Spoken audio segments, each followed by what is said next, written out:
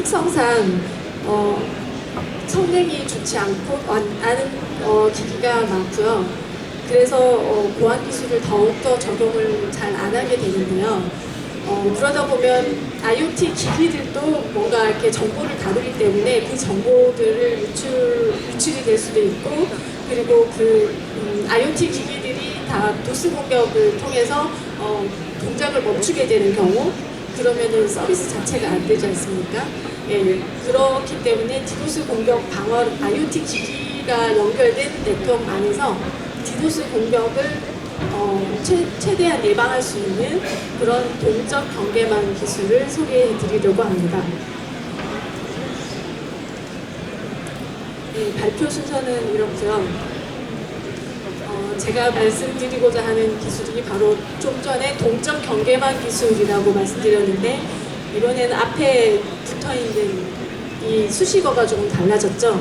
실내 연결 관리 기반이라고 붙였습니다. 조금 전에 디도스 공격 방어용이라고 한 것은 효과 측면에서 강조하기 위해서 붙인 말이고요. 실내 연결 관리 기반이라고 한 것은 기술적인 측면을 강조하기 위해서 붙인 수식어입니다. 실내 연결 관리를 위해서 저희는 제3자 기반의 상호 검증, 그러니까 그냥 너와 나 서로 믿어 이게 아니라 제3자, 서로 어떤 관계가 없는 제3자에 의해서 얘는 믿을 만한 아이야, 얘는 믿을 만한 아이야, 이렇게 해주는 거죠. 그래서 3자 기반의 상호 검증을 통해서 검증된 기기만이, 그리고 그 검증된 기기는 기기일지라도 그 검증된 기기의 신뢰 상태는 다 다를 수밖에 없는 거죠. 얼마나 시스템 패치가 잘 되어 있는지, 그런 상황에 따라서 신뢰도가 달라지기 때문에 그 신뢰도에 따라서 접속할 수 있는 서비스의 종류, 기기의 종류가 달라진다는 측면에서 동적 경계망이라는 표현을 썼습니다. 네, 저희 시스템 구성을 보면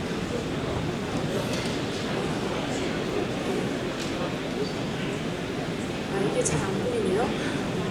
네, 여기 맨 아래 클라이언트가 있고요. 그 다음 서비스 서버가 있고 컨트롤 서버가 있습니다. 이렇게 세 개의 구성 요소로 구성이 되어 있고요. 클라이언트는 어떤 네트워크에 접속하고자 하는 개체, 그리고 서비스 서버는 IoT 기기들을 서로 연결하고 관리하는 아이고, 여기 컨트롤 서버는 제3자, 좀 전에 말씀드린 제3자가 되는 거거든요. 제3자이고 전체 네트워크를 관장하는 서버가 되겠습니다. 이 서비스 플로우를 보면 클라이언트가 처음에 네트워크에 접속하기 위해서 뭔가를 액션을 취할 때는 컨트롤 서버에 접속할 수 있는 그 포트밖에 보이지가 않습니다. 그래서 컨트롤 서버에 접속해서 먼저 나 누군데 라고 얘기를 하면, 그러면 너는 요만큼 접속할 수 있어 라고 그 정보를 클라이언트한테 알려주고 이 서비스 서버에 알려줍니다. 그러면 이 클라이언트가 여기에 이 네트워크망에 수많은 기기와 서비스들이 있지만 이 클라이언트가 볼 수 있는 네트워크망에 있는 기기들은 요만큼밖에 없기 때문에 딱 요거만 보이게 되는 거고, 다른 기기들은 있는지조차 모르게 됩니다. 그래서 이 클라이언트는 여기에 접속하게 해줘 하고 여기 서비스 서버에 요청을 하게 되는 거고요. 그렇게 해서 서비스를 받게 되는 그런 플로우로 구성되어 있습니다. 네, 그리고 한 가지 또 말씀드리고 싶은 것이, 제로 트러스트가 되게 핫하지 않습니까? 원래 저희 이 기술을 개발을 할 때는, 그때는 IoT 기반이기도 했었고, 한 3년 전에 개발을 했을 때 제로 트러스트가 이제 개념이 막 나오기 시작하는 시점이었습니다.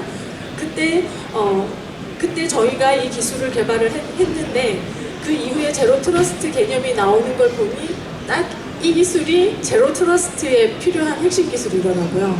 네, 제로 트러스트가 아무것도 믿지 말고 항상 확인하고, 그리고 믿는 만큼만 보여주고 접속할 수 있게 해줘라. 이게 제로 트러스트거든요. 그러니까 신뢰가 제로 상태에서 믿는 만큼만 조금씩 허락해 주는 거죠. 저희 개념이 바로 그 제로 트러스트 개념이어서 제가 저 제로 트러스트를 썼습니다.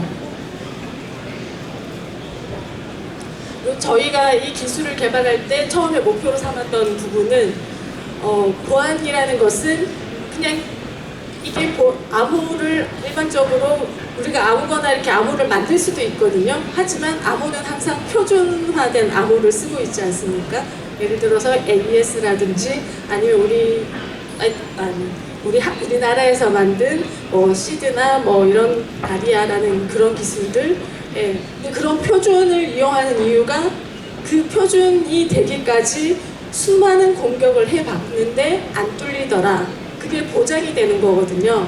그래서 저희가 임의의 보안 프로토콜을 만들어서 이거 우리가 몇 가지 공격해봤는데 안전하더라고요. 이렇게 얘기하는 거는 언젠가는 뚫릴 수도 있는 상황. 우리가 개발할 때 생각하지 못했던 공격이 있을 때 뚫릴 수가 있습니다.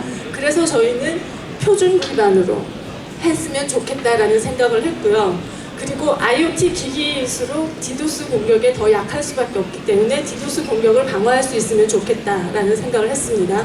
그리고 IoT 기기이기 때문에 단순히 그냥 IP 네트워크만 생각만 하면 안 되고 다른 네트워크도 생각을 해야 되기 때문에 이종망도 고려를 하면 좋겠고 그리고 IoT 기기도 어떤 정보를 다루기 때문에 메시지에 대한 위변조나 도감청은 방지되어야겠다라는 생각을 했고 이걸 가능하게 하려면 디도스 공격 예방이 가능한 엔드-투-엔드 기기 간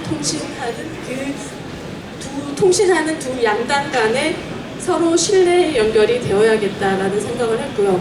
그걸 지원해주는 기술이 바로 소프트웨어 디파인드 페리미터라는 SDP 기술이 있습니다. 그런데 이 SDP 기술은 클라우드 시큐리티 얼라이언스라는 클라우드 보안 기술을 연구하는 곳에서 나온 기술이고 그렇기 때문에 클라우드를 보안하기 위한 기술인데 이걸 더 저희가 어떻게 하면 더 경량화해서 IoT 기기에 적용하게 할 수 있을까 고민을 해서 구현을 한 기술입니다. 저희 기술의 특징은 선인증, 디도스 공격을 막기 위해서 일단 클라이언트가 저기 제일 위에는 컨트롤 서버에 먼저 접속을 해야 되는데 왜냐하면 다른 건 네트워크에서 아무리 이렇게 핑을 하든 앱랩을 통해서 보든 보이는 게 없는 상황입니다. 왜냐하면 모든 방화벽에서 디폴트 드랍, 모든 걸 다 끊는 그런 상태에서 시작을 하기 때문에 클라이언트가 네트워크에 접속하기 위해서 보이는 거는 컨트롤 서버의 특정한 포트밖에 없습니다. 그 포트를 통해서 먼저 선인증 또는 선검증이라는 표현을 쓰는데요. 선인증을 해서 내가 누구야 라고 하면 그래 너 등록된 기기가 맞네? 그러면 너를 조금 더 조사해 볼까 하고 추가에 인증하기 위한 네트워크 망 연결 통로를 하나 열어줍니다. 그래서 선인증을 통해서 접속 가능한 서비스 종류가 달라지는 그런 동적 경계망을 생성하는 거고요. 그리고 컨트롤 서버를 통해서 이 흩어져 있는 IoT 기기들을 다 관리해주는 그런 네트워크 접속 관리로 IoT 보안이 강화되고 있습니다. 그리고 IoT 네트워크 내에서 특정 서비스나 기기에 대해서 세밀한 접속 제어 및 신뢰 통신을 지원한다고 했는데 세밀한 접속 제어 이게 중요한데요. 보통 저희는 기본적으로 방화벽을 중심으로 네트워크 이렇게 망을 통제를 하고 동적 경계망을 만들어 주는데 방화벽으로 하다 보면 방화벽으로 이렇게 세밀하게 제어를 하다 보면 그게 사고가 날 수도 있고 또 세밀한 제어가 하려고 노력하다 보면 그 룰이 너무 복잡해지는 거죠. 그러면 실수가 생기게 마련인데 저희는 어떻게 하냐면 그러니까 SDP의 특징이기도 합니다. 어플리케이션 쪽에서 나름의 정책을 설정하는 거죠.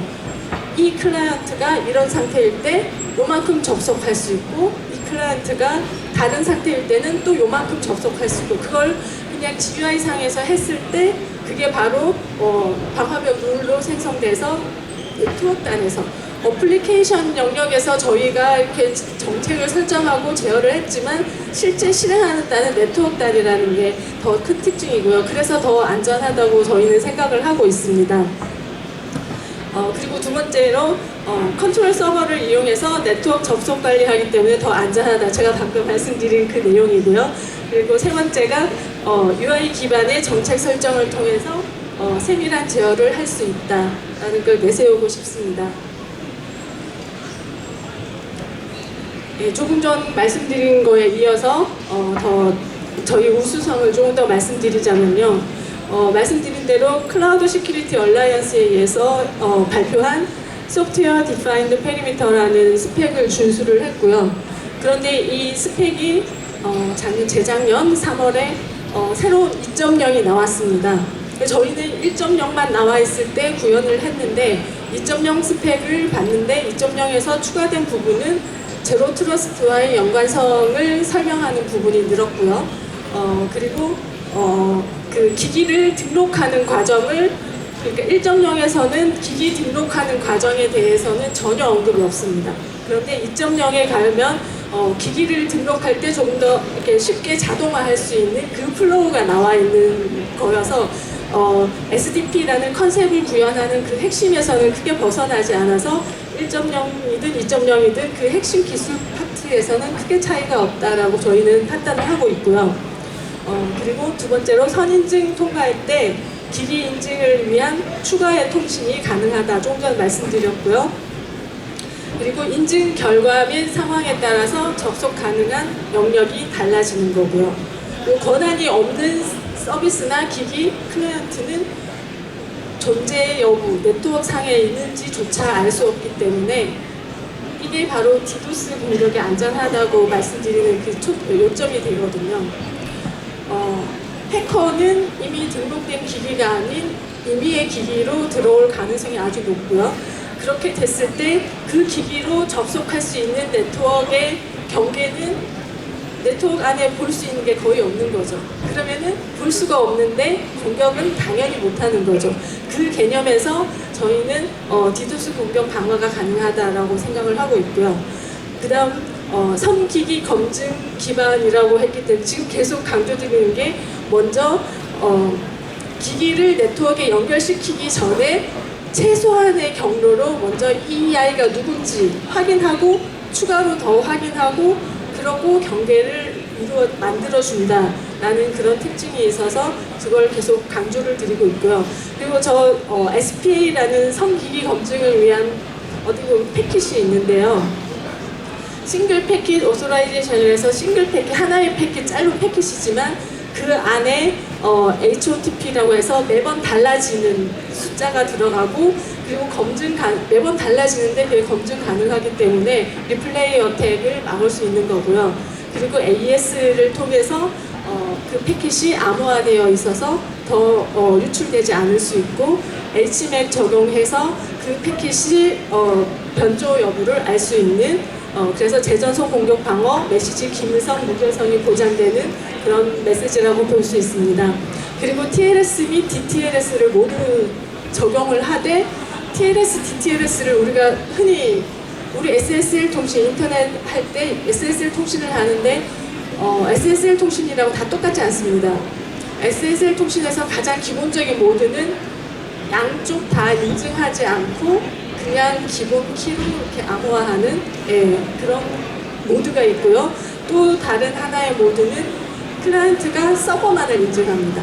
그러니까 은행 같은데 처음에 들어갈 때는 클라이언트 기기가 이게 은행이 맞구나, 은행 서버만을 인증하는 그런 모드가 되어 있는 거고요. 가장 안전하다고 생각하는 모드가 바로 양쪽을 다 인증하는 거죠. 클라이언트와 서버. 저희는 가장 안전하다고 하는 클라이언트 서버를 모두 인증하는 상호 인증 모드를 적용하면서도 IoT 기기에서도 적용이 되어야 되기 때문에 TLS, DTLS에서 가장 기본적인 모드만을 적용을 해서 경량화를 했고요. 그리고 RSA 인증서가 아닌 ECC 인증서도 그 커브가 여러 가지가 있는데 그 중에서 니스트라는 미국의 니스트 표준기구에서 인정하는 니스트 P256 커브라고도 얘기하는 SEC P256 알론 커브 기반으로 해서 저희 인증서를 이용해서 서로 상호 인증해서 보안성을 향상하고 있습니다. 그리고 동시 실내 연결 채널 생성은 저희가 5,000개 이상 되는 거는 확인을 해봤고요. 저 실험실에서 확인한 거라서 더 많이 접속할 수 있으면 할 수도 있을 것 같은데 네, 저희가 지금 해볼 수 있는 상황은 한 5,000개까지는 해봤고요. 그리고 저기에서 TLS, DTLS, 뭐 AES 이런 얘기를 계속 말씀드렸는데 거기에서 사용되는 암호가 저희는 충분히 빠르게 구현을 했다는 걸 말씀드리고 싶고 그리고 GUI 기반으로 간단하게 정체 설정을 했는데 그게 바로 방화벽별로 연결되더라. 그래서 편하면서 안전하다라는 걸 강조를 하고 싶습니다. 네, 활용 분야는 제가 말씀드렸듯이 이건 SDP, 소프트웨어 디파인드 페리미터라는 SDP 표준을 따른 거고 이거는 클라우드 쪽에서 쓰이는 표준입니다. 그 표준이 클라우드 쪽에서 쓰이는 표준이기 때문에 클라우드 쪽에서도 당연히 사용될 수는 있겠죠. 그렇지만 저희는 IoT를 위해서 조금 더 경량화를 했기 때문에 IoT가 적용되는 모든 곳에 그리고 네트워크 보안이 필요한 곳에 모두 다 적용을 할 수 있다고 보면 되겠습니다. 네, 그리고 시장 규모는 그냥 IoT 솔루션 시장 규모를 적었는데요. 네, IoT 솔루션 시장이 계속 증가하고 있고 거기에 당연히 보안이 적용되면 가장 기본적으로 적용돼야 하는 기술이 이 기술이 아닌가 생각을 해서 저 시장 규모를 적어봤습니다. 등록된 특허는 여기에 있고요. 그리고 관련 프로그램은 저희가 3개 시스템으로 구성됐다고 말씀드렸는데 클라이언트, 컨트롤 서버, 서비스 서버 그래서 각각의 시스템에 올라가는 프로그램이고요. 관련 기술 문서들 이렇게 있습니다. 네, 감사합니다.